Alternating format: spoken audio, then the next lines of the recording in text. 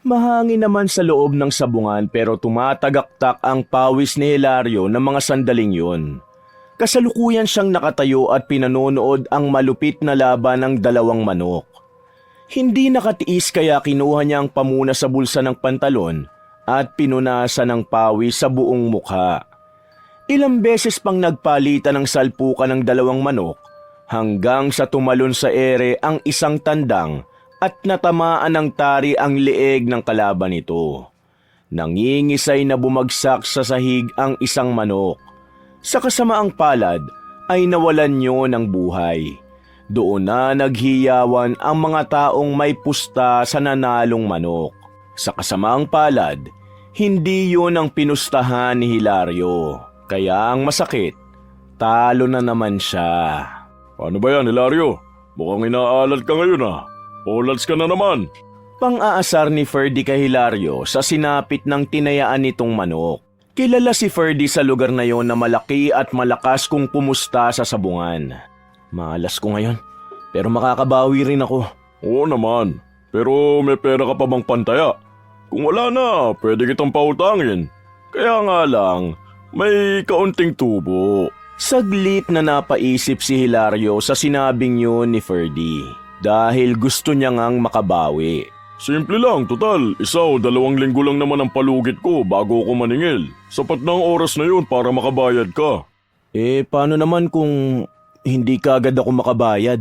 Yun lang. Madadagdagan ng tubo syempre.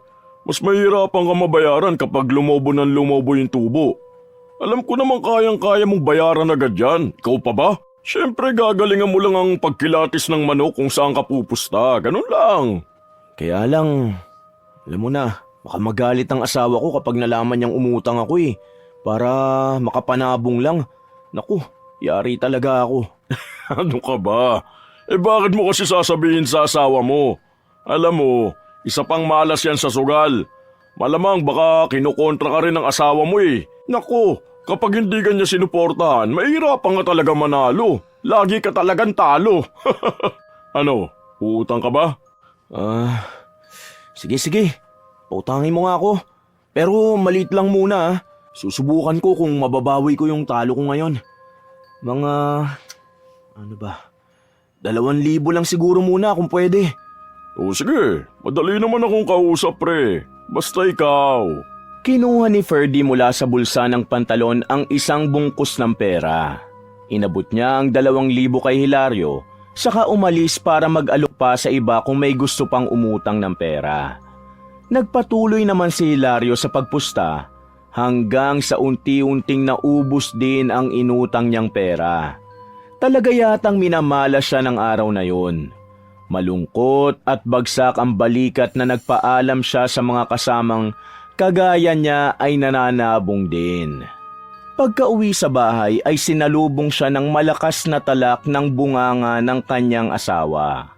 Saan ka na naman nanggaling, Hilario? Kanina pa kita hinahanap. Hihingi ako ng pera dahil wala tayong bigas sa tuulamin ngayong gabi. Wala akong pera dito. Paano walang pera? Nasaan ang sinahod mo kahapon? Galing ako ng sabungan ngayon. Natalo lahat ng sahod ko Abay, tinamaan ka talaga ng lintik, Hilario. Paano na tayo niyan ngayon? Anong kakainin natin sa loob ng 1 linggo? Mangutang ka muna sa tindahan. Sabi mo, babayaran ko sa sahod sa Sabado. Ganun na muna. Anong mangutang? Nakalimutan mo na ba halos mag-iisang buwan ka nang hindi nakakabayad dun sa tindahan? Sinisingil na naman nga ako ni Aling Maria kanina Ano na namang idadahilan ko ngayon? Gawan mo na lang muna ng paraan. Dumiskarte ka naman. Lagi na lang bang ako ang iisip ng paraan sa mga problema natin? Napapagod din naman ang utak ko, no? Alam mo kung anong problema? Yang pagkahumaling mo sa sugal. Kung hindi pa nahisabong ang iniintindi mo, di sana hindi dyan nauubos ang sahod mo. Minamalas ka naman lagi. Ayaw mo pang tumigil. Doon na nagpanting ang tenga ni Hilario. Sa bumugsong galit ay wala sa hinagap na nasakal niya ang asawa. Tumama ang likod ni Rhea sa dingding. Hindi niya napigilan ang kanyang sarili. Sa totoo lang, ikaw ang malas sa buhay ko Kung hindi mo binabalasa ang swerte ko, di sana nananalo ako sa sabong. Kaya lang napakatabil niyang dila mo Kung ano-anong kamalasang sinasabi mo sa akin. Dapat yata dyan pinuputol na eh. Ano, gusto mo? Bitiwan mo ako. Nasasaktan ako, Hilario. Talagang masasaktan ka kapag hindi mo pa tinikom yung bunganga mo. Simula ngayon, ayoko nang makakarinig mula sa'yo tungkol sa pagsasabong ko ha. Tanda mo yan! Kapag narinig ko pa yan, hindi lang yan ang aabuti mo sa akin. Malilintikan ka palalo. Binitiwan ni Hilario ang asawa habang ang babae naman ay halos ubuhin habang hinahabol ang hininga. Inis na lumabas ng bahay si Hilario. Nakasalubong pa ni Benji ang ama pero hindi siya nito pinansin. Pagpasok ni Benji sa bahay nila ay naabutan niya ang ina na nakasalampak sa sahig at wala pa ring tigil sa pag-ubo sa inabot sa kanyang ama. Ma, ano pong nangyari? Ikuha mo ako ng tubig. Agad namang tumalima si Benji sa utos ng ina. Hinagod pa niya ang likod nito. Ano to, ma? Nag-away na naman ba kayo ni Papa? Ano pa ba ang bago doon? Lagi naman kaming nag-aaway. Pinagbuhatan ka po ba niya ng kamay? Sabihin niyo sa akin. Natahimik si Rhea. Hindi niya alam kung sasabihin niya ang totoo sa anak. Kahit siya'y nagtataka sa inaasal ng kanyang asawa. Kahit dati na madalas silang mag-away, ay hindi naman siya nito sinasaktan ng pisikal. Pero kanina pag-uwi galing sa sabong, bigla siyang sinaktan ni Hilario. Ma, magsabi ka ng totoo sa akin. Hindi niya ako sinaktan, anak. Nagsigawan lang kami kaya sumakit ang lalamunan ko. Tandaan niyo to, ma. Kapag nagawa ka po niyang saktan, ako mismo makakalaban niya. Hinaplos ni Rhea ang buhok ng anak na si Benji. Kahit kailan ay ito lang ang tanging kakampi niya at nakakaintindi sa kanya sa lahat ng bagay. Oo, huwag kang mag-alala, anak. Kapag ginawa yun ng papa mo sa akin, sige, isusumbong ko siya sa'yo. Sinabi niyo yan, ma. Teka lang, may pagkain ka na bang naluto, ma? Medyo nagugutom na kasi ko eh. Teka lang, anak. Maghahanap ako ng pwedeng lutuin dito. Tiisin mo muna ang gutom mo, ha? Habang namumroblema si Rhea kung saan hahagilap ng makakain nilang mag-ina, si Hilario naman ay kasalukuyang nasa inuman ngayon. Nanalo kasi ang kumpare niya sa sabong, kaya naman nagpainom ito. Kinakantsawan pa siya na mahina at mala sa pinipiling manok na pinupustahan. Sinasakyan na lang ni Hilario ang bawat biro sa kanya ng mga kaibigan, pero sa isip niya ay talagang kailangan niyang bumawi. Kailangan niyang manalo ng maraming pera para makabayad siya sa lahat ng kanyang mga pinagkakautangan. Humahapay at lasing na umuwi si Hilario ng gabing yon. Pagdating niya sa bahay nila, ay kinalampag niya sa kwarto ang kanyang asawa. Nagugutom ako. Ipagain mo nga ako. Nananaginip ka ba ng gising? Walang pagkain kaya huwag kang maghanap ng wala. Wala kang kwenta. Wala kang talagang kwenta. Hindi ka man lang naghanap ng paraan para makapagluto ng pagkain? Anong klaseng asawa ka ba, ha? Lagi ka lang dito sa bahay eh. Isa ka pa sa kailangan kong palamunin, buisit ka.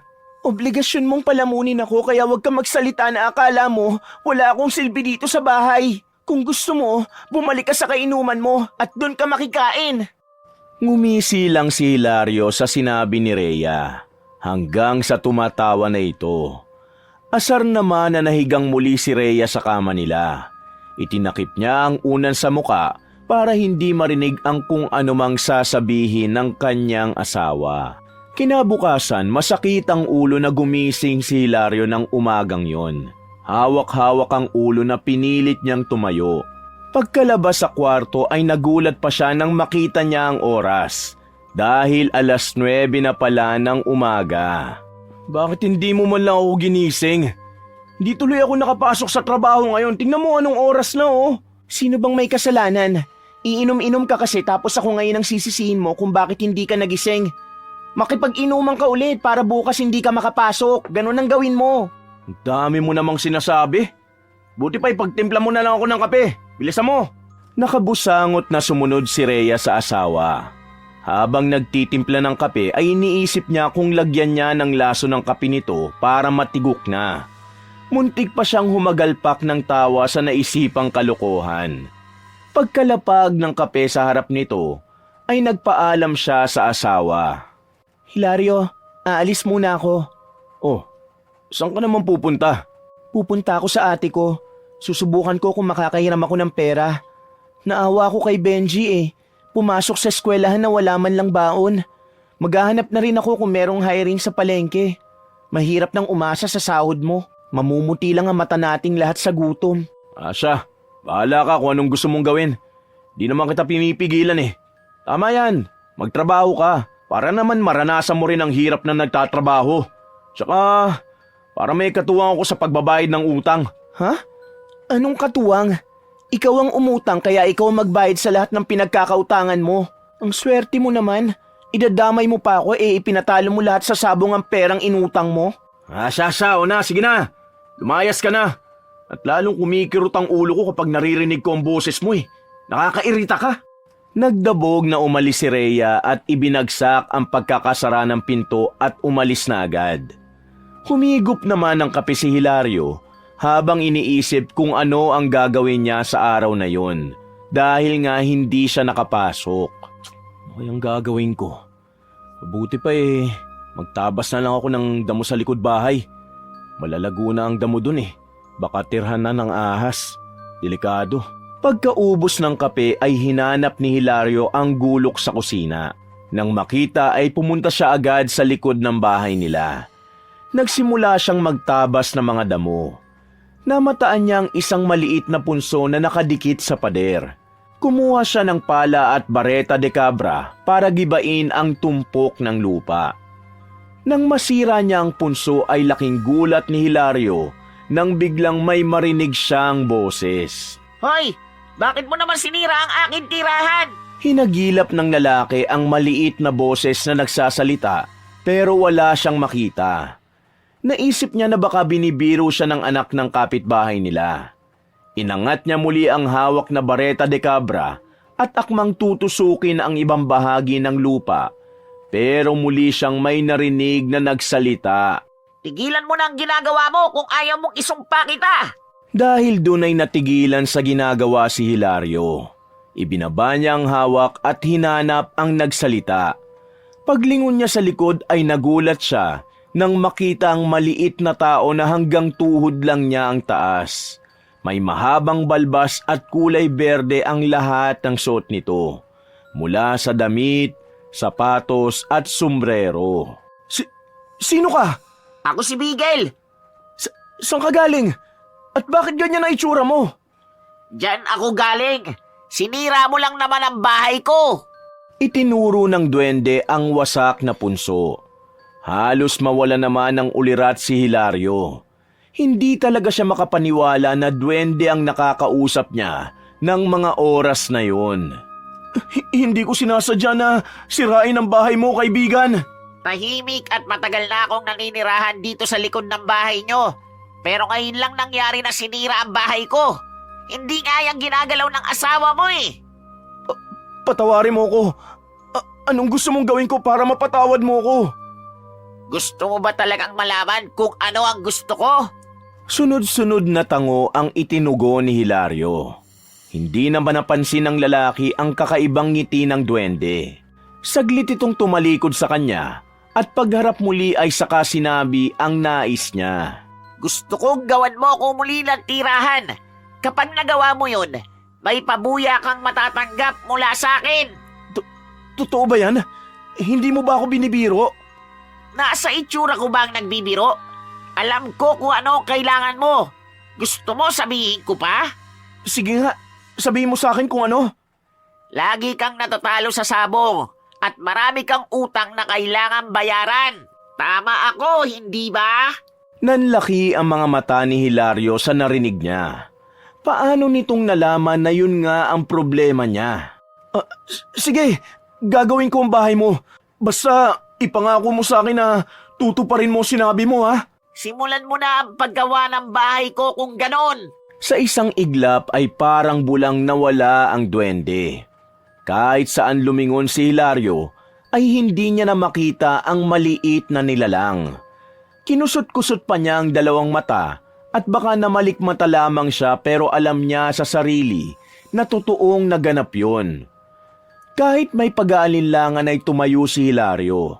Naghakot siya ng lupa para madagdagan ang sinirang punso. Tanghali na nang matapos sa ginagawa si Hilario. Tagaktak ang pawis niya sa buong katawan at hinihingal na naupo sa damuhan.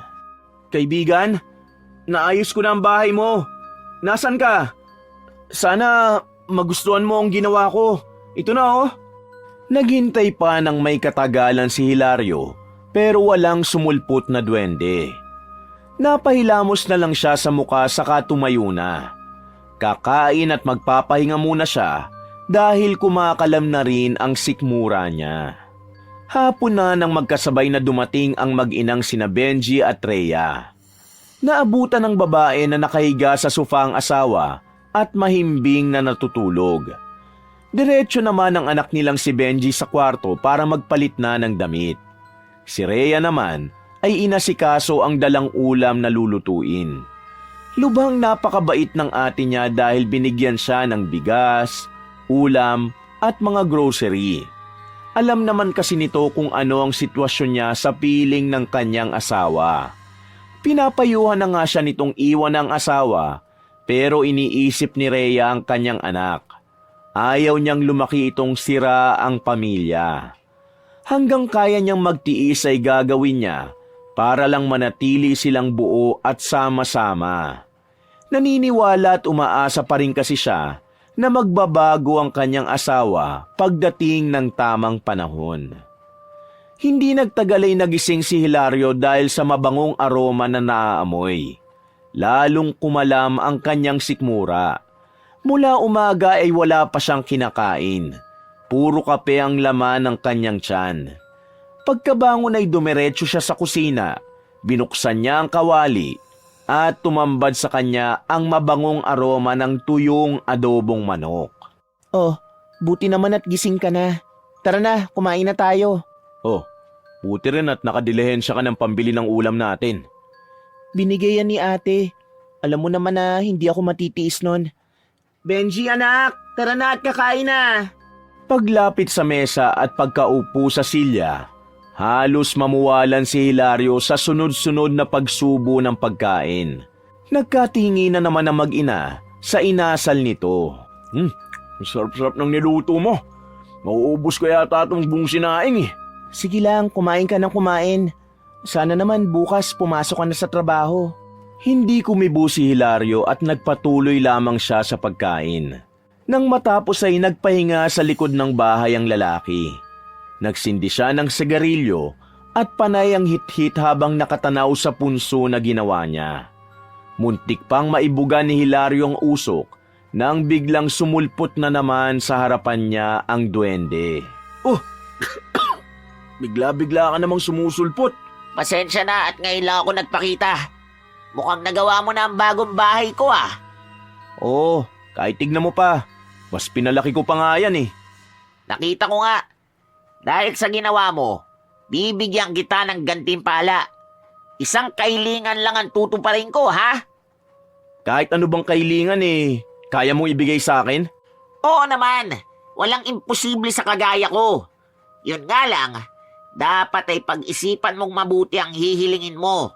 Dahil bawal nang bawiin sa oras na magsabi ka na. Ano naman ang magiging kapalit sa isang kahilingan ko na yon, Aber?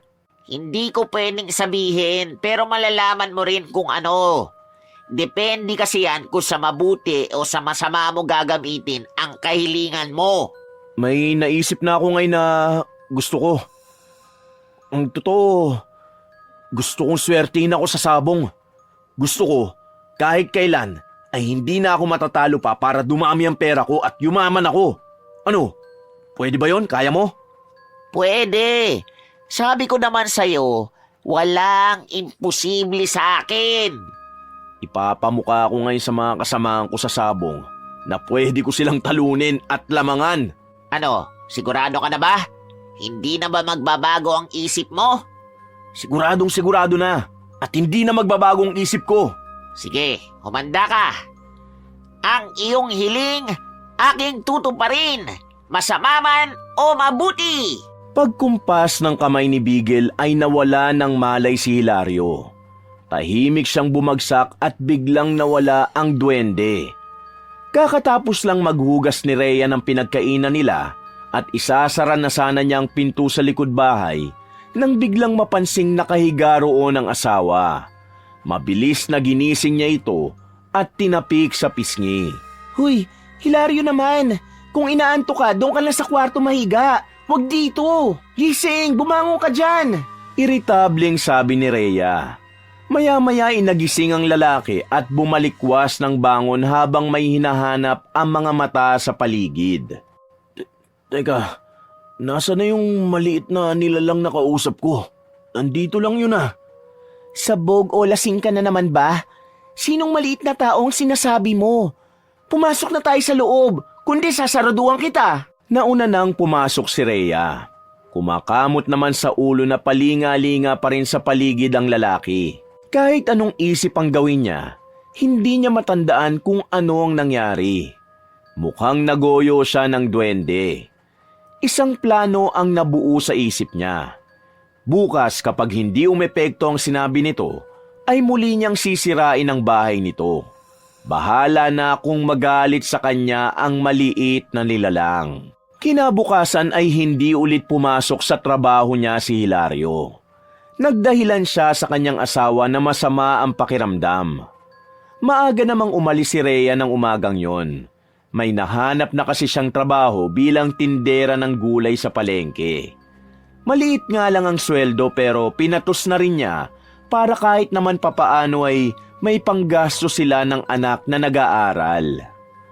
Tanghali nang pumunta si Hilario sa sabungan. Agad niyang hinanap si Ferdy para umutang ng pantaya. Malakas ang loob niya na suswertehin siya ng araw na yon. Hindi naman siya nahirapang hanapin ang lalaki. Kumusta ba? Mukhang hindi ka pumasok ngayon sa trabaho ah. Mas gusto kong magsabong eh. Pre, pwede mo ba akong pautangin ulit ngayon? Magkano? Lakayan mo na ang utangin mo. Pwede ba mga 10,000? Pwede? Kaya? Ay, pwede. Basta alam mo kung kailan yan dapat bayaran ha. Hindi pwedeng madelay. Alam mo na. Oo ba? Nararamdaman ko kasi mananalo ko ngayon eh. Kaya ngayong araw din, siguradong mababayaran kita sa lahat ng utang ko. Malakas na humalakhak si Ferdy saka binunot ang bungkos ng pera sa bulsa niya. Pagkatapos bilangin ang 10,000, ay ibinigay niya yon kay Hilario. Oh, eto. Palaguin mo yan ha. Sana swerting ka ngayong araw. O sige, dumuna ako. Tumalikod na si Ferdy at hinarap naman ang ibang sabungerong uutang pa sa kanya. Nagsimula na ang sabong. Unang taya ni Hilario ay hindi niya kinilatis ang mga manok panabong. Kung dati kung ano ang tingin niyang malakas ay yun ang kukursunadahan niya. Ngayon ay sa maliit at mukhang mahina siya pumusta. Kulay puti ang manok na yon. Tumaya siya ng halagang 3,000 at nagsimula na ang laban ng 2 manok. Halos hindi makahinga sa sobrang kaba at excitement si Hilario. Habang patuloy ang salpukan ng 2 manok, ay pipi siyang nagdarasal na sana manalo ang manok niya. Hindi nga siya nagkamali. Maya-maya ay sumisirit na ang sariwang dugo sa leeg ng manok na tandang. Nang kunin ng sentensyador ang walang buhay na manok, ay kitang-kita sa may-ari nito ang sobrang kalungkutan. Nanatili namang nakatayo ang puting manok. Halos mapatalon sa labis na tuwa si Hilario. Hinalikan pa niya ang perang inabot sa kanya dahil yun ang unang panalo niya sa araw na yon. Ilang beses pa siyang tumaya at lahat ng tayaan niya ay nananalo siya. Nakaagaw na nga siya ng atensyon sa ibang mananabong. Napansin din siya ni Ferdy nang umingisi sa tuwing mananalo siya. Bah, ayos yan parang Hilario ah. Mukhang sineswerte ka ngayon ah. Uy, ayos ba ah? 6:00 na ng gabi nang maisipang umuwi ni Hilario. Marami pa sanang sultada pero nakakaramdam na siya ng pagod. Bukod doon ay marami na siyang pera. Wala nang mapaglagyan sa wallet at mga bulsa niya. Namigay din siya ng mga balato sa mga kasamang nanghihingi at nangangantsaw sa kanya. Nagbayad na rin siya ng utang kay Ferdy. Grabe pare, swerte ka nga ngayong araw.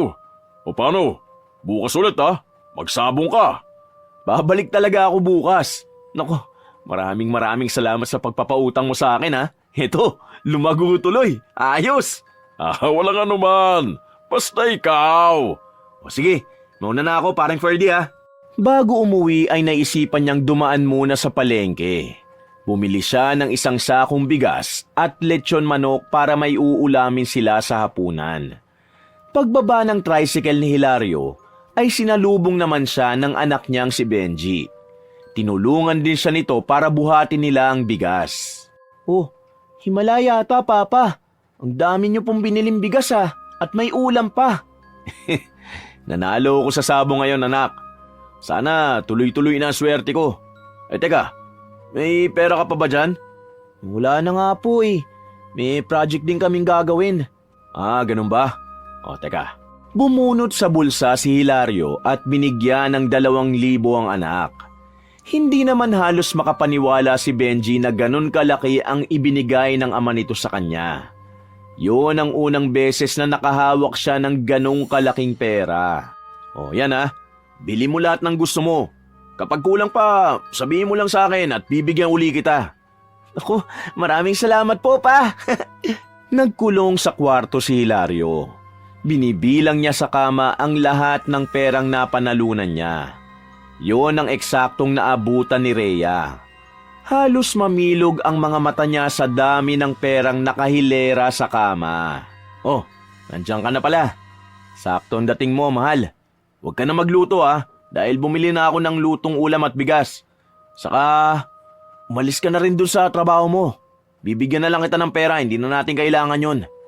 Bayaran na rin natin lahat ng mga utang natin Umamin ka nga sa akin. Saan galing yung pera na yan? Nang hold up ka ba? Nang hold up? Sa tingin mo kaya kong gawin yun? Kahit wala tayong pera, hindi ko kailanman iisipin na gumawa ng masama. Ano ka ba? Saan nga galing yan? Alangan naman na napanalunan mo yan sa sabong. Dahil doon ay gumuhit ang ngiti sa labi ni Hilario. Napalapit naman nang wala sa oras si Rhea. Naupo siya sa tabi ng kanyang asawa. Totoo nga na nanalo ka sa sabong? Oops, wag mong babalasahin ang swerte ko. Magpasalamat ka na lang dahil sinwerte ko ngayong araw. Ano? Gusto mo ng pera? Sige, kumuha ka lang dyan. Kahit magkano pwede kong kunin? Oo nga. Alam mo, diskumpiyado ko eh. Parang nananaginip ako. Sa isiping baka magbago pa ang isip ng kanyang asawa, kaya naman mabilis siyang dumampot ng ilang libong piso. Ito pambayad ko kay Aling Maria. Ito naman pambayad kay Aling Terry. At ito naman ibabayad ko kay Mang Rudy. Dagdagan mo na. Kumuha ka na rin ng panggastos mo at pambili ng ulam at grocery. Kasi kahit sabong panglaba, wala na tayo yata dyan eh. Bumili ka na ng lahat ng kakailanganin natin, ha? Nagtataka man sa inaasal ng asawa, ay hindi na nagawa pang magreklamo ni Rhea. Kumuha pa siya ng pera saka lumabas na ng kwarto. Magbabayad na siya sa mga inutangan nila dahil hindi na rin niya alam kung ano ang idadahilan sa mga ito. Nang gabing yun ay maganang kumain ng 3. Masaya at masarap din ang tulog ng mag-asawa.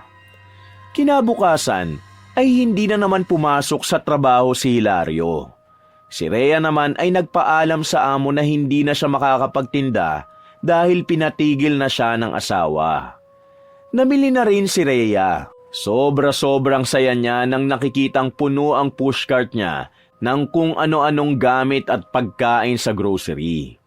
Halos lahat ng alam niyang kailangan sa bahay nila ay dinampot na niya.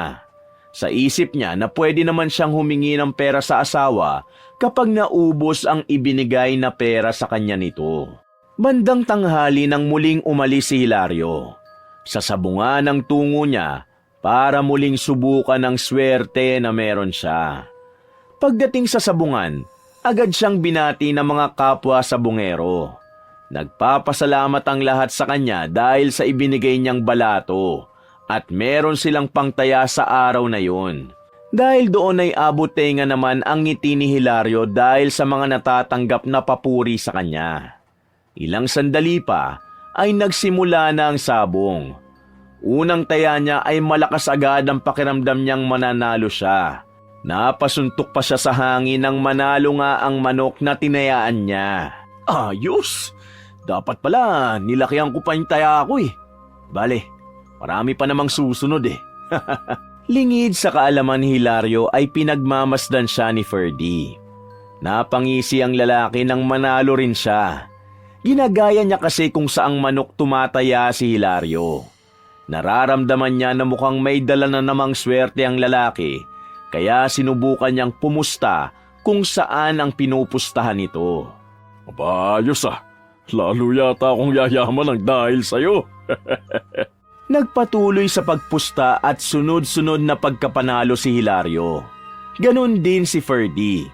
Lalo siyang humanga sa kakaibang paraan ng pagkilatis nito ng manok.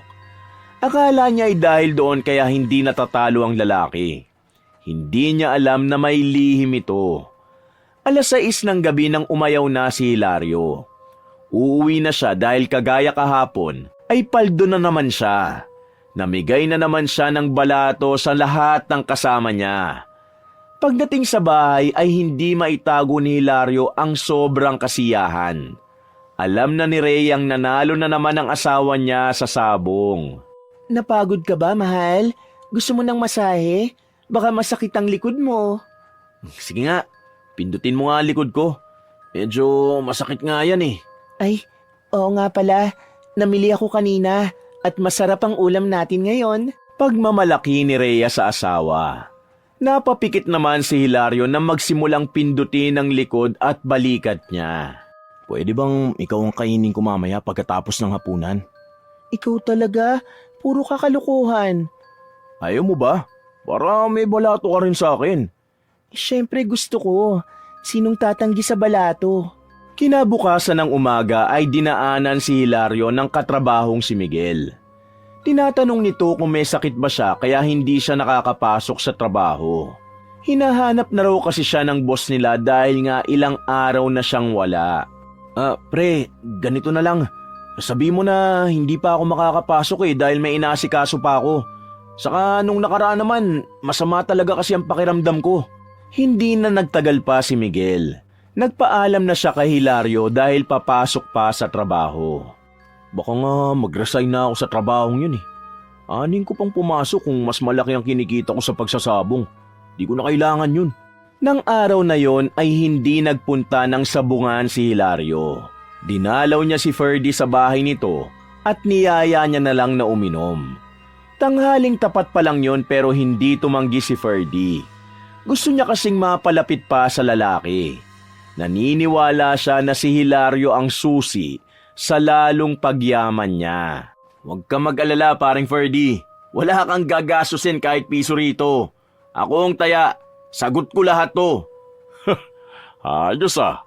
Iba na talaga kapag big time. Siya na nanlilibre ngayon. Alam mo naman, siniswerte lang tayo kaya nakaluwag-luwag.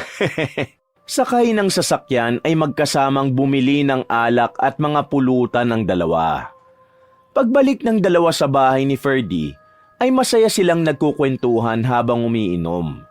Samantala, habang nagsasaya si Hilario, nasa bingit naman ng panganib ang anak niyang si Benji. Kasalukuyang sakay siya ng tricycle.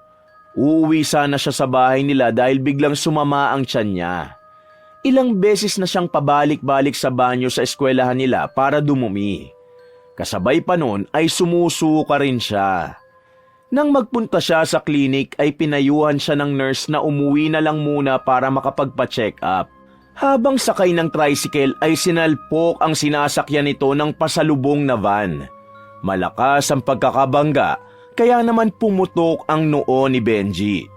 Naipit din siya sa loob. Maswerte namang nakatalo ng driver kaya wala siyang anumang pinsalang natamo. Tumawag naman kaagad dito ng ambulansya.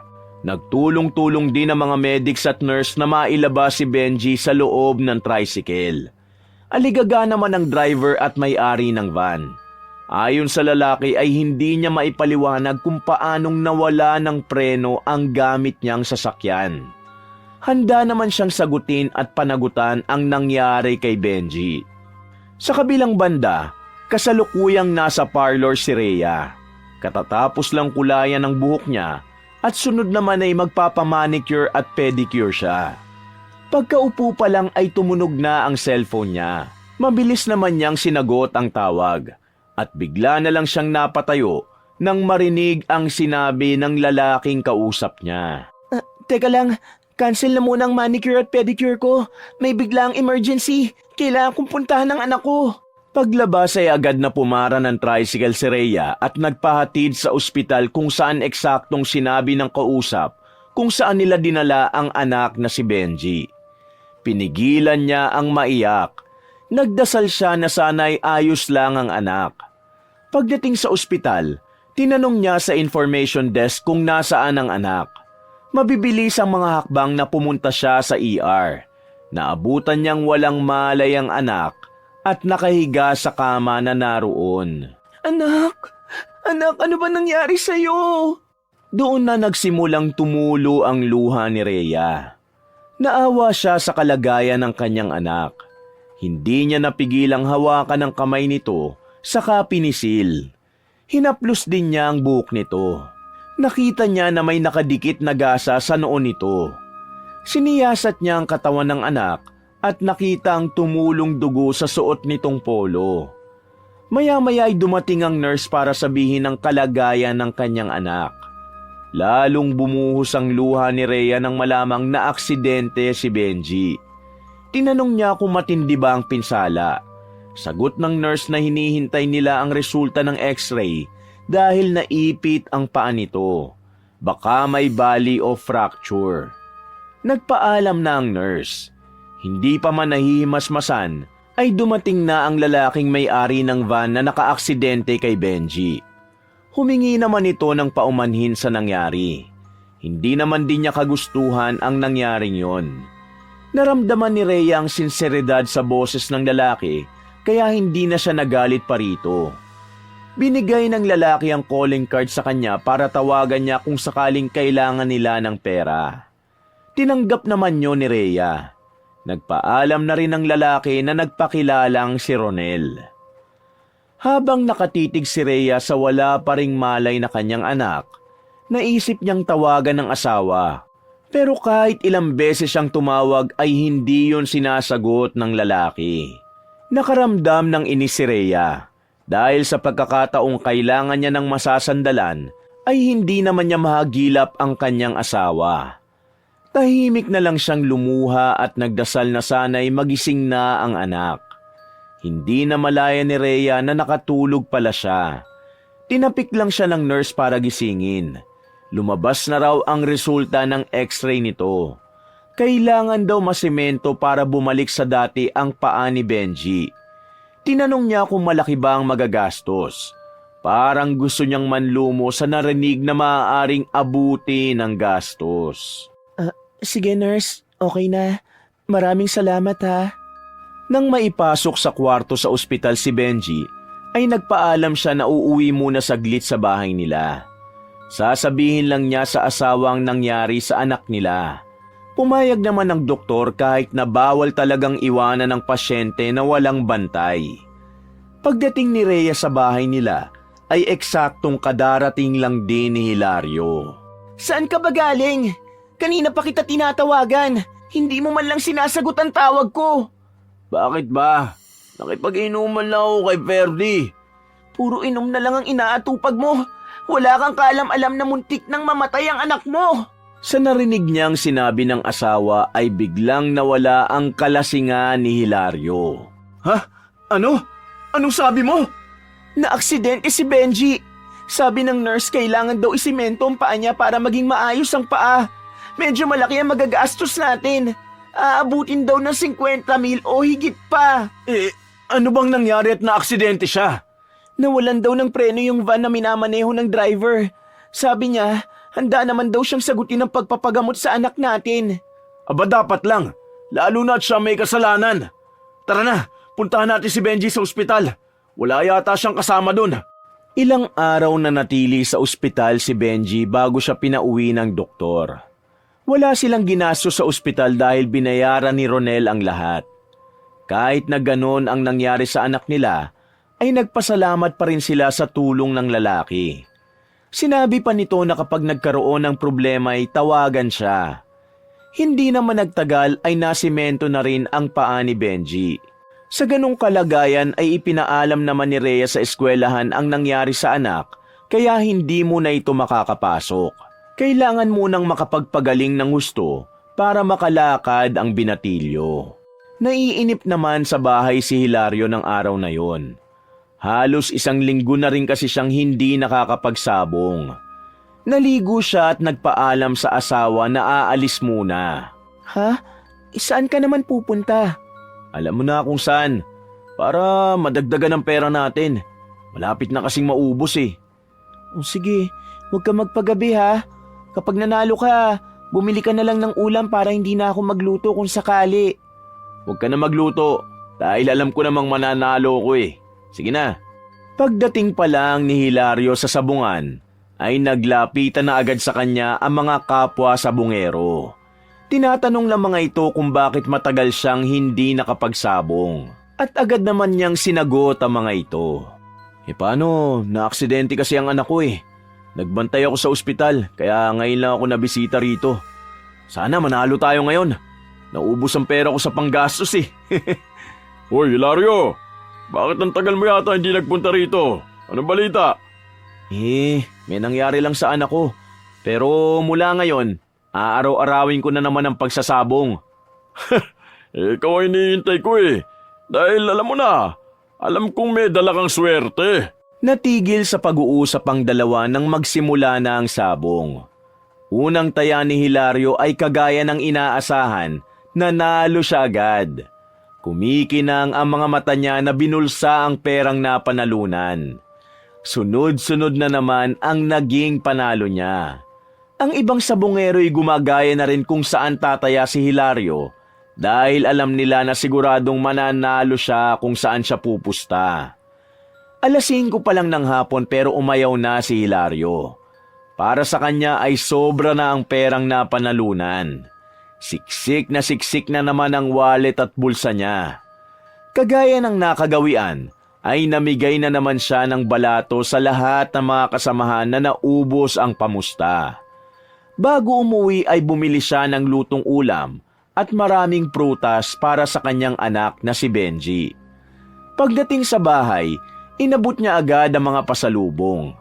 Nag-aagaw pa lang ang dilim at liwanag, naisipan niyang pumunta sa likod bahay. Sa harap ng punso ay tinawag niya ang kaibigang si Bigel. Ilang minuto siyang naghintay bago lumabas ang duwende. Kumusta ka dyan? Naisip lang kitang dalawin. Ayos lang ako dito. Ikaw ang kumusta? Mukhang abalang-abala ka. Ngumisi lang si Hilario sa sinabi ng maliit na nilalang, saka ito nagsalita. Oo, tama ka. Abala nga ako sa pagsasabong. Alam mo bang kahit isang talo wala akong naranasan simula nang tuparin mo ang kahilingan ko? Ayos! Mabuti naman kung ganon. Masaya ka ba sa swerteng dumating sa'yo, ha? Ay naku, sobrang saya. Nakabayad ako sa utang namin. Masagana ang buhay namin ngayon. Tsaka hindi na kami nagugutom kahit wala na akong trabaho. Maraming salamat nga pala sa kabutihan mo ha. Alam mo kung hindi dahil sa'yo, hindi namin matatamasa ang lahat ng to. Walang anuman. Masaya akong makatupad ng isang kailingan. Hilario, nasan ka na naman? Tara na at kakain na tayo. Napalingon si Hilario nang marinig ang pagtawag ng asawa. Pagharap niya sa kausap ay wala na yun sa labas ng punso.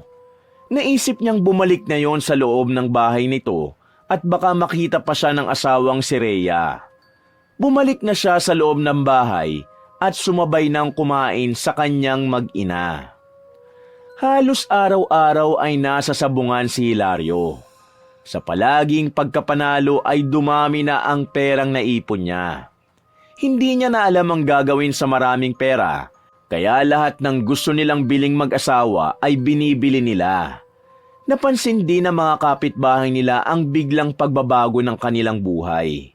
Naging usap-usapan sila sa labas at hindi yun nagustuhan ni Rhea. Hindi siya nakatiis sa mga naririnig niya, kaya naman nagtanong na siya sa asawang si Hilario. Hilario, umamin ka nga sa akin.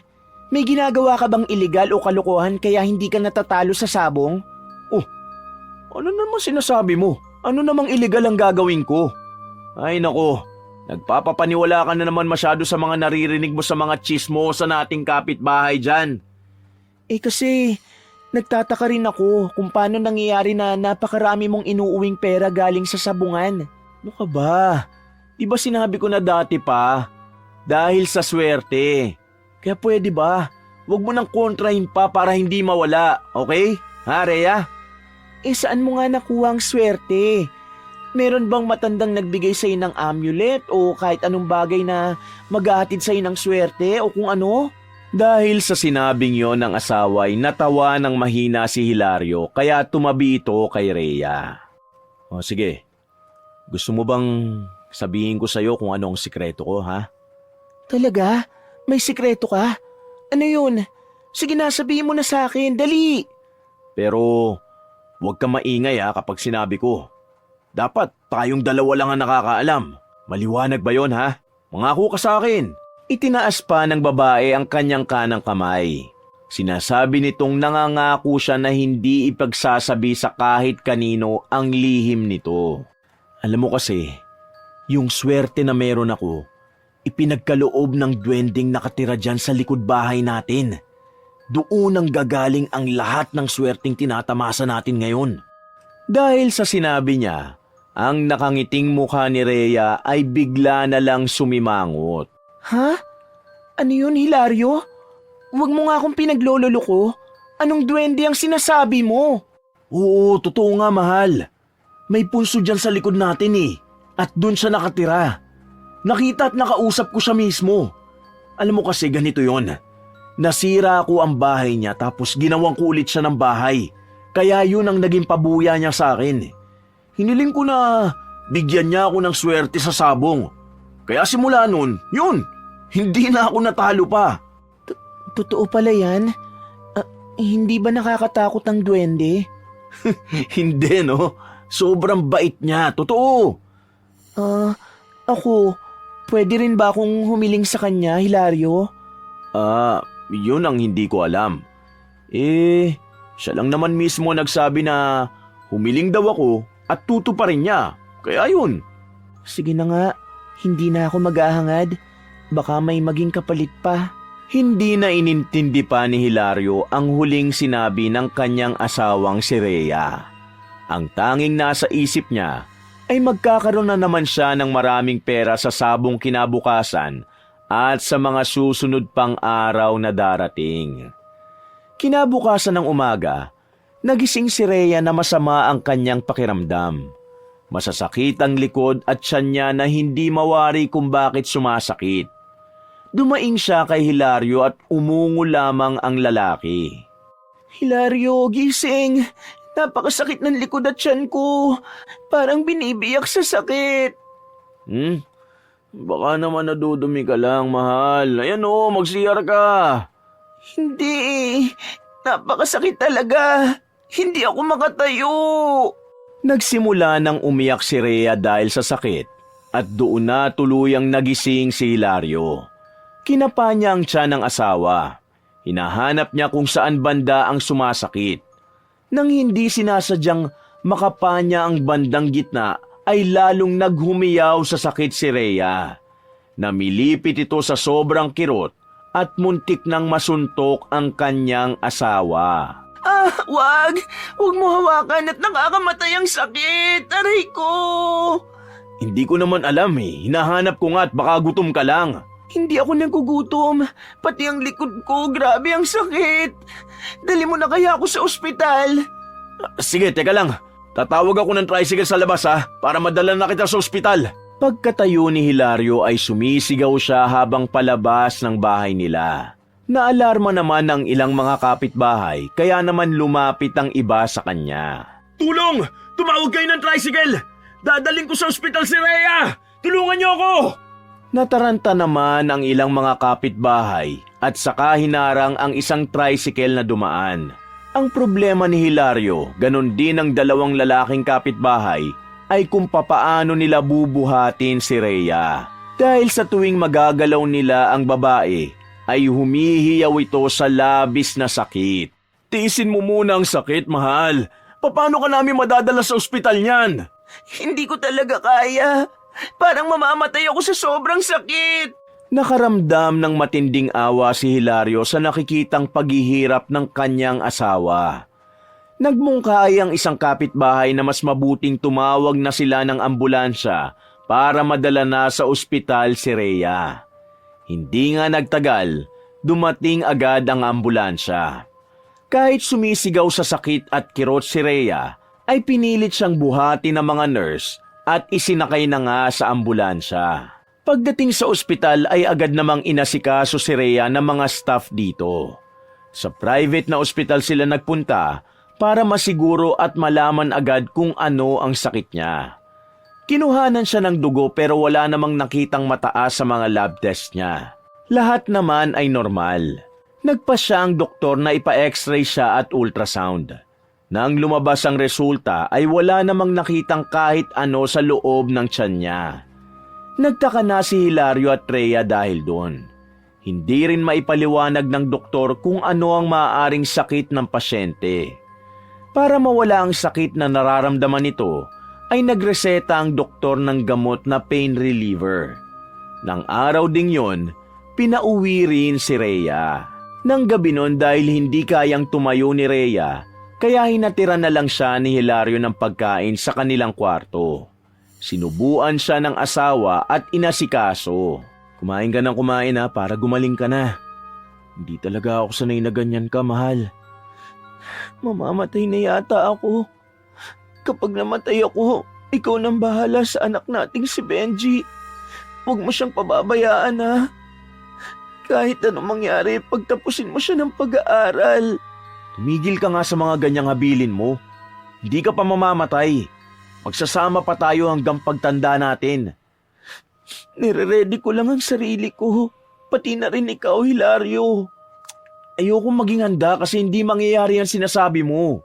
Oh, busin mo na to para makainom ka ng gamot. Sana bukas wala na yung sumasakit sa'yo. Pagkatapos kumain ay uminom ng gamot si Rhea. Makalipas ang kalahating oras ay hindi naman nawala ang sakit na nararamdaman niya, bagkus ay lalo lamang nadagdagan ang sakit. Halos malukot niya ang sapin ng kama sa labis na pamimilipit. Sumigaw siya ng malakas at tinawag ang asawang kasalukuyang nasa kwarto ni Benji. Nagmamadali namang pinuntahan ni Hilario ang kanyang asawa. Oh, ano nangyari sa'yo? Aray, lalong sumakit ang likod at tiyan ko. Ay, ano ba naman yan? Hindi ko na alam kung anong gagawin. Kung dalhin kaya kita sa ibang ospital.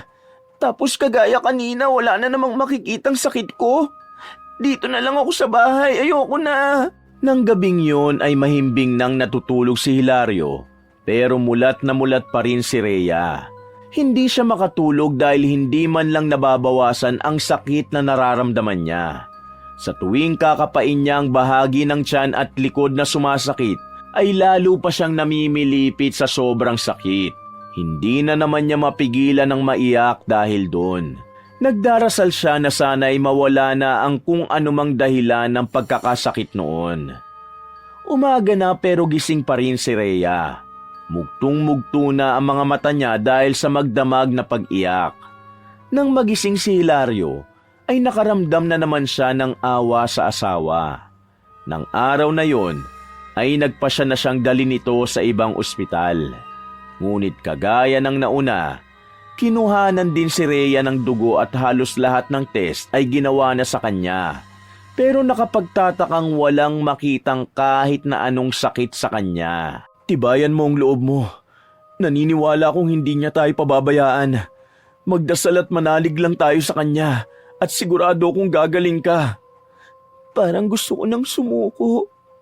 Pilit kong kinakayang nararamdaman kong sakit pero parang mas gusto ko na lang magpahinga. Mahal, mangako ka sa akin na hindi mo ko iiwan. Mapait nang ngumiti si Rhea saka pumikit. Ayaw niyang makita ang nakakaawang mukha ng asawa na nagsusumamo sa kanya. Pinigilan naman ni Hilario na tumulo ang luha dahil ayaw niyang makita siya ng asawa na nakakaramdam ng panghihina. Hindi pumayag si Hilario na pauwiin sila ng doktor. Nagpasya siyang doon muna sila sa ospital para naman mamonitor ang asawa niya. Hindi naman kumontra ang doktor at pumayag sa kagustuhan ni Hilario. Sakto namang dumalaw ang ate ni Rhea, kaya nagpaalam muna ang lalaki na aalis. Humalik pa siya kay Rhea bago lumabas ng kwarto at tuluyang umalis ng ospital. Kasalukuyang nasa sabungan si Hilario. Malaki ang gastos nila sa ospital, kaya kailangan niyang magsabong ulit para may pambayad at pambili siya ng mga kailangan ng asawa. Hindi pa rin nawawala ang swerte niya. Kagaya ng dati ay sunod-sunod pa rin ang pagkapanalo niya. Hindi siya nagtagal sa sabungan. Nang sa tingin niya ay sapat na ang perang napanalunan, ay bumalik na siya sa ospital. Pagdating niya ay nagpaalam na rin ang hipag niya na uuwi na. Babalik na lang daw bukas o sa ibang araw. Sa paglipas ng araw ay nakakaramdam na ng pagod si Hilario. Siya lang kasi ang nag-aasikaso sa asawa sa ospital. Pagdating ng tanghali ay uuwi siya sa bahay para kumustahin naman at asikasuhin ang anak na si Benji. Hindi pa rin kasi magaling ang anak niya dahil matagal pa bago alisin ang semento nito sa paa. Pakiramdam ni Hilario ay siya naman ang magkakasakit. Bago bumalik sa ospital, ay napadaan siya sa maliit na kapilya sa lugar nila. Parang tinatawag siya noon kaya naman humakbang siya papasok sa loob. Hindi niya na maalala kung kailan pa siya huling nakapagsimba. Tulala na naglakad siya at lumuhod sa harap ng altar. Doon kumawala ang luhang matagal niya nang pinipigilang lumabas. Umalog ang balikat niya habang humahagulgol ng malakas. Taimtim siyang nagdasal at humingi ng tulong sa Diyos. Humingi rin siya ng kapatawaran sa lahat ng kasalanang nagawa niya. Diyos ko, pinapangako ko po na magbabago na ako. Basta pagalingin niyo lang po ang asawa at anak ko. Kahit ako na lang po ang parusahan niyo. O kaya ako na lang ang bigyan niyo ng karamdaman. Maluwag kong tatanggapin basta wag lang ho ang asawa at anak ko. Mahal na mahal ko sila. Hindi ko kakayanin kapag nawala sila sa akin. Nang matapos manalangin si Hilario ay nanatili pa siya sa loob ng kapilya. Naramdaman niya na may tumabi sa kanya. Nang lingunin niya kung sino yon, ay namukhaan niya na ang magaling na manggagamot sa lugar nila ang taong yon. Habang nakatitig si Hilario sa matanda, ay parang may bumulong sa kanya. Naalala niya ang sabi ng ina dati noong binata pa siya na kapag walang makitang sakit ang doktor, ay baka tao ang mismong nagbibigay ng sakit. Pwedeng inggit o galit ang dahilan. Kahit noon pa man ay hindi niya pinaniwalaan ng ina sa ganong sinasabi, pero naisip niya ngayon na wala namang masama kung susubukan niyang maniwala. Manong, pwede ho bang magtanong?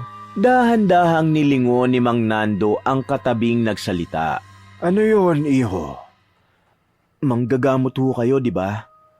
Oh, bakit? Magpapagamot ka ba? Hindi po ako. Yung asawa ko. Bakit? Ano bang nangyari sa kanya? Ilang araw na ho kami sa ospital eh. Pero hindi nagbabago't gumaganda ang lagay ng asawa ko. Ilang ospital nang napuntahan namin. Pero walang makitang sakit ang mga doktor na tumitingin sa kanya. Ang totoo po niyan eh, hindi ko na po alam kung anong gagawin. Mas mabuti pa kung ilabas mo na ang asawa mo. Sa bahay na lang muna siya. Sa Biyernes, gagamutin ko siya.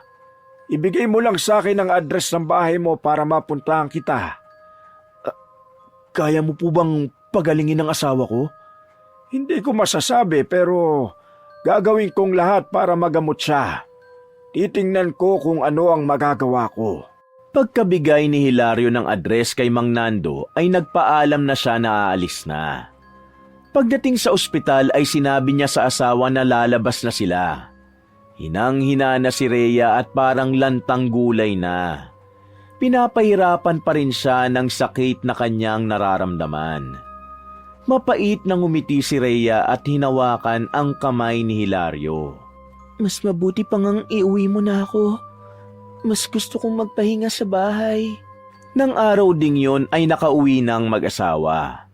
Labis naman ang tuwa ni Benji na makita ang ina, pero sa sulok ng puso niya ay nakakaramdam siya ng lungkot dahil sa nakikitang hirap na kalagayan ng kanyang ina. Ma, kumusta ka na po? Ayos lang naman ako, anak. Ikaw, kumusta ang paa mo? Maayos din naman po, ma. Sabi ni Papa, malapit nang alisin ang semento sa paa ko. Mabuti kung ganon. Mag-aral kang mabuti, anak, ha? At mag-ingat ka sa susunod para hindi na maulit yan sa'yo. Opo, ma. Saka na kayo magkwentuhan. Ipapasok ko muna sa kwarto ang mama mo para makapagpahinga na rin siya. Sakay ng wheelchair ay ipinasok na ni Hilario ang asawa sa kwarto nila. Nang bubuhatin niya na ito, ay bigla na lang umatake ang sakit sa tiyan at likod nito. Hinaplos niya ang tiyan nito pero tinabig ni Rhea ang kamay niya. Makikita sa mukha ng babae na sobrang nasasaktan ito. Bakit ba ako pinapahirapan ng ganito? Bakit hindi na lang ako kunin kung kukunin na ako?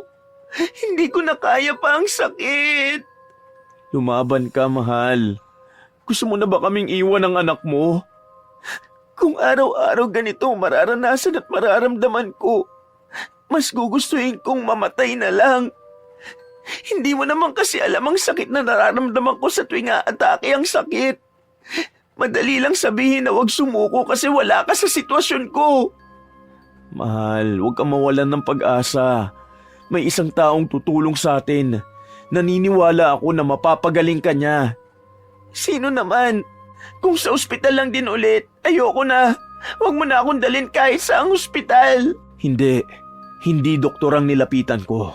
Basta, malalaman mo sa Biyernes. Dumating ang araw ng Biyernes. 8:00 ng umaga nang dumating si Mang Nando sa bahay ni Hilario. Pinatuloy naman ng lalaki ang bisita. Hindi ko po inaasahan na maaga kayong darating. Nag-almusal na po ba kayo? Tapos na kanina pa. Nasaan ang asawa mo? Nasa kwarto po. Teka, pupuntahan ko siya para sabihing nandito na kayo. Pagpasok ni Hilario sa kwarto, sinamantala naman yon ni Mang Nando para kilatisin at libutin ang buong bahay. Wala naman siyang napansin na kakaiba hanggang nakarating siya sa likod bahay. Agad umagaw ng atensyon niya ang may kalakihang punso na naroon.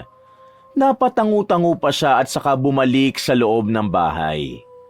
Dala ang mga kagamitan sa panggagamot, ay pumasok na si Mang Nando sa loob ng kwarto.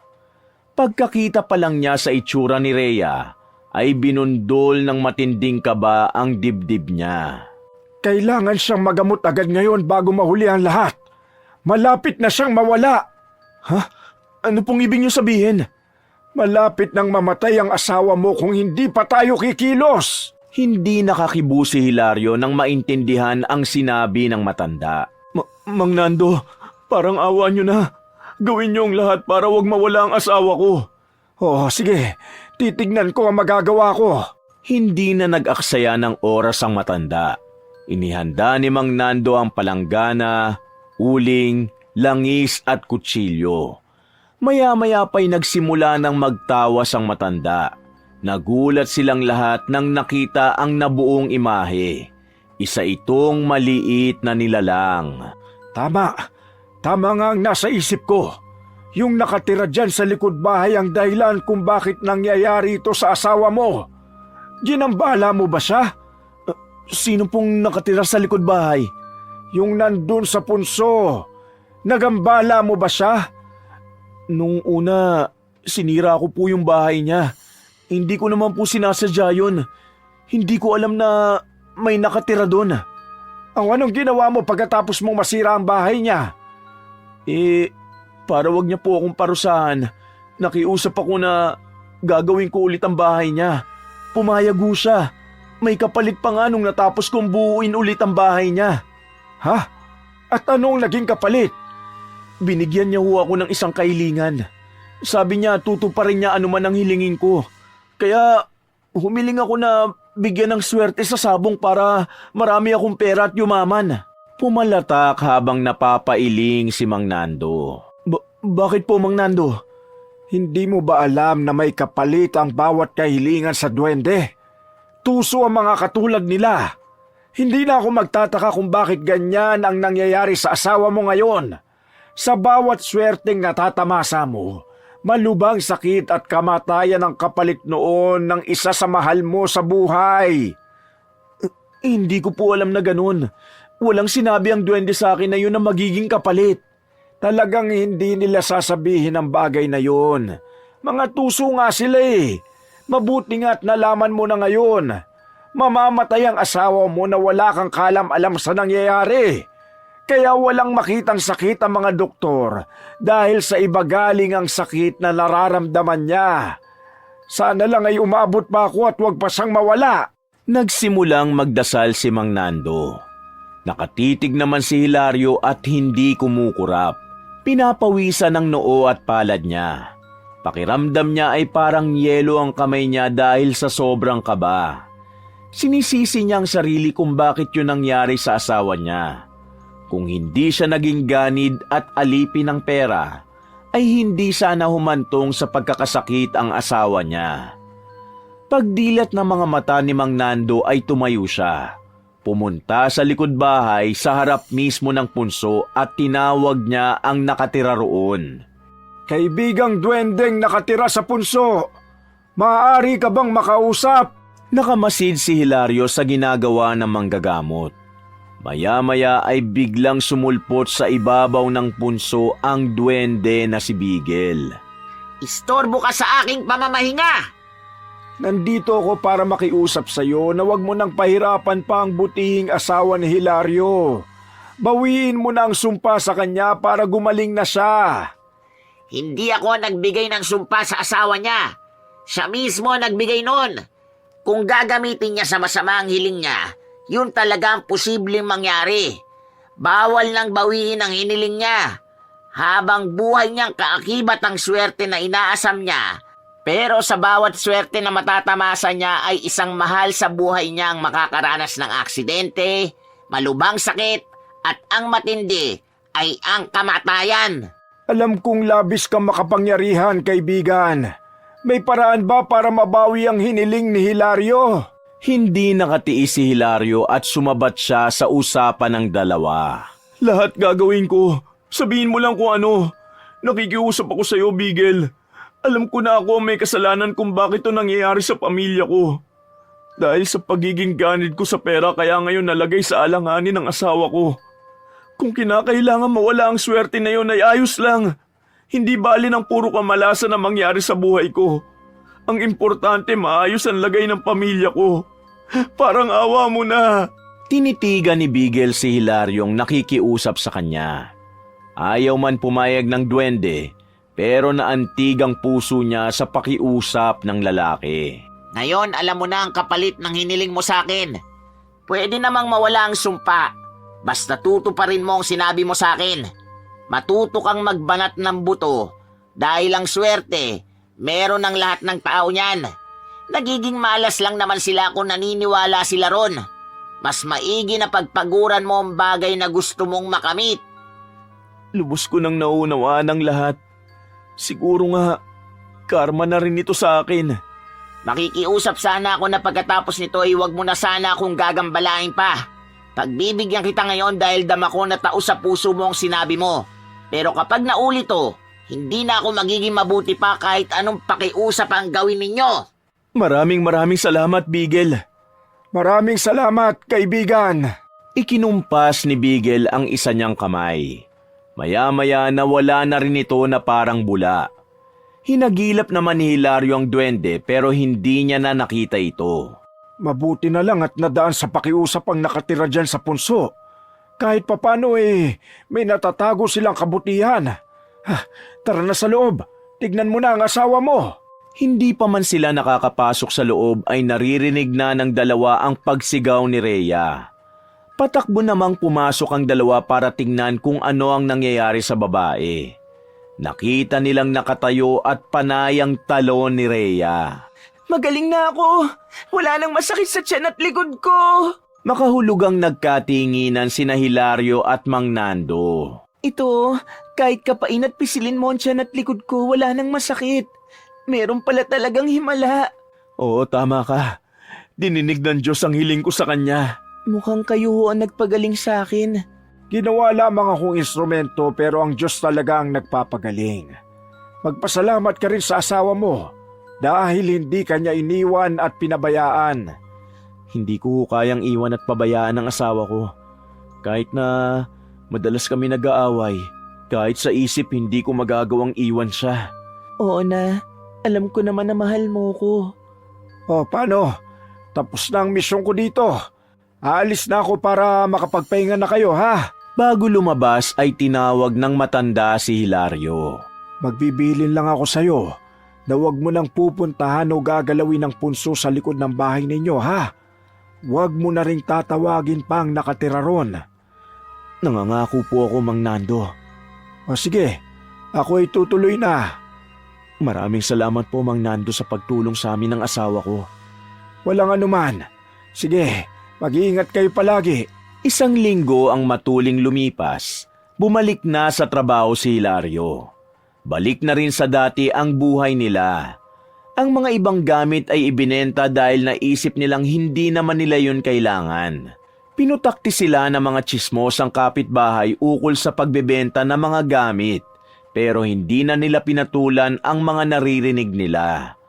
Wala namang alam ang mga tao sa paligid nila sa kung ano ang totoong nangyari sa kanila. Araw ng linggo, pumunta ng sabungan si Hilario. Susubukan lang niya kung may swerte pa sa kanya o tuluyan ang binawi ni Bigel. Hindi magkamayaw ang mga kasamahan niyang sabungero dahil matagal daw siyang hindi nagpunta ron. Nagdahilan na lang siya na naging abala sa ibang bagay. Yun mabuti naman at dumating na ang pampaswerte dito sa sabungan. Alanganing napangiti si Hilario sa sinabing yon ni Ferdy. Nako, baka nga hindi na ako swerte ngayon eh. Huwag mo sabihin yan at baka magkatotoo. Nang magsimula na ang sabong ay pumusta si Hilario sa nakursunadahang tandang. Unang laban pa lang ay natalo na agad siya. Inisip niyang baka nagkataon lang kaya muli siyang pumusta ngunit ganun ulit ang nangyari. Natalo na naman siya. Nakaramdam ng inis si Ferdy at ibang sabungero na gumagaya sa pusta niya. Hanggang sa maubos ang pera ni Hilario ay wala man lang siyang tinamaan kahit isa. Lumapit si Ferdy sa kanya para alukin siyang pautangin, pero tumanggi si Hilario. Hindi pare, ayoko nang umutang at ito na ang huling beses na makikita at tutungtung ako sa sabungang ito. Ititigil ko na ang bisyo kong ito. Sige mauna na ako. Hindi nakakibo at nakapagsalita si Ferdy sa sinabing yon ni Hilario pati na ang ibang sabungero. Nasundan na lang nila ng tingin ng papalayong lalaki. Ngayon sigurado na si Hilario na wala nang swerte sa kanya. Napangiti siya habang naglalakad. Mas pipiliin niyang mawala ang swerte basta maayos ang kalagayan ng kanyang mag-ina. Naalis na ang semento sa paa ng anak niyang si Benji at nakapasok na itong muli sa eskwelahan. Si Rhea naman ay nagtatrabaho bilang tindera ng gulay sa palengke. Siya naman ay bumalik sa dating trabaho bilang mekaniko. Maliit man ang sahod, pero nagpapasalamat siya dahil meron siyang binalikang trabaho. Pagdating sa bahay ay naabutan niyang mag-ina na parang nagbubulungan. Nagtaka pa siya nang biglang tumahimik ang dalawa. Ano bang pinag-uusapan niyo? Ano kasi, may nangyari sa likod. Kumunot ang noo ni Hilario. Kinutuban siya. Ha? Anong nangyari sa likod? Hindi ko alam kung may sumira ng punso sa likod o kusa lang nasira yun. Mabilis na tumayo si Hilario at pumunta sa likod bahay. Nakita niyang sira at gumuho ang halos kalahati ng punso. Wala naman siyang nakitang kakaiba sa paligid. Imposible namang may pumasok sa bakuran nila para lang sirain ang punso. Isang desisyon ang nabuo sa isip niya. Pumunta siya sa bahay ng manggagamot na si Mang Nando. Kasalukuyan itong may hinihilot at may nakapila na magpapagamot. Matyaga siyang naghintay para matapos ang ginagawa ng matanda. Nang matapos ay sinabi niya ang nangyari. Sabay silang pumunta sa likod bahay. Pagkatapos kilatisin ang punso, ay nagsalita ang matanda. Walang ibang tao ang sumira ng punso. Mismong ang nakatira sa punso ang sumira sa sarili niyang tirahan. Malamang ay lumipat siya ng ibang bahay. Sigurado po ba kayo, Mang Nando? Oo naman, habit na ng mga duwende ang magpalipat-lipat ng tirahan. Ipagdasal na lang natin na sana'y walang gumambala sa kanya kung saan man siya naroon para hindi maulit ang nangyari kagaya ng sa inyo. Sana tahimik ang lugar na nilipatan niya. Ipanatag mo na ang isip mo. Wala nang mangyayaring masama. Lumipas pa ang ilang araw, tuluyan ang nasira ang kalahati ng punso. Kusa yung gumuho at naging lupa na lang. Tinupad naman ni Hilario ang pangako na hindi na siya magsasabong pa. Kahit anong hikayat sa kanya ni Ferdy ay hindi na siya nito nakayag. Masaya na siyang sa trabaho at bahay lang umiikot ang buhay niya. Hindi na rin sila nag-aaway ng asawang si Rhea dahil nagtutulungan sila para makaipon. Malapit nang magkolehiyo ang anak nila, kaya kailangang magsipag sa trabaho. Ipinangako nila kay Benji na kahit ano ang mangyari, ay pagtatapusin nila ito sa pag-aaral. Wakas! Mga kapatid, naiibigan niyo ba ang ating kwento? Maraming salamat ha! Kung hilig niyo rin ang mga kwentong pag-ibig, pakisuportahan naman ang isa ko pang channel, ang Mr. Love Tagalog Story. At pakicomment na rin kung taga saan kayo, para naman alam ko kung hanggang saan umaabot ang mga kwento ko. Salamat uli!